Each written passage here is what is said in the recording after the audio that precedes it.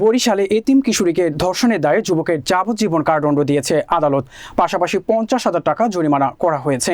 Barishal bureau প্রতিনিধি হাওলাদার রাসেলের পাঠানো প্রতিবেদনে দেখুন বিস্তারিত। মঙ্গলবার বরিশাল নারী ও শিশু নির্যাতন অপরাধ দমন ট্রাইব্যুনালের বিচারক মোহাম্মদ ইয়ারব হোসেন এই রায় ঘোষণা করেন। এ তথ্য রাজধানী টেলিভিশনকে নিশ্চিত করেছেন রাষ্ট্রপক্ষের আইনজীবী ফয়েজুল হক ফয়েজ। দণ্ডপ্রাপ্ত বাসির উদ্দিন ঝালকাঠি জেলার নলছিটি উপজেলার বড় প্রেমহর গ্রামের মৃত আব্দুল মালেক জমাদ্দারের ছেলে। রায় ঘোষণার সময় সে এজলাসে উপস্থিত ছিলেন।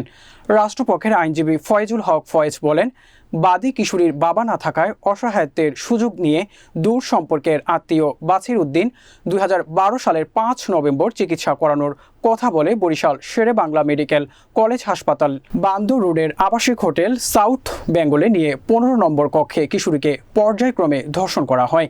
পরদিন 6 নভেম্বর ভোরে ভুক্তভোগী কৌশলে পালিয়ে গিয়ে ঘটনাটি পুলিশকে জানালে পুলিশ কিশোরীকে হাসপাতালে ভর্তি করে এবং একই সাথে ভুক্তভোগী বাদী হয়ে বাছির উদ্দিনকে আসামি করে কোতোয়ালি মডেল থানায় ধর্ষণের অভিযোগে এনে মামলা করে।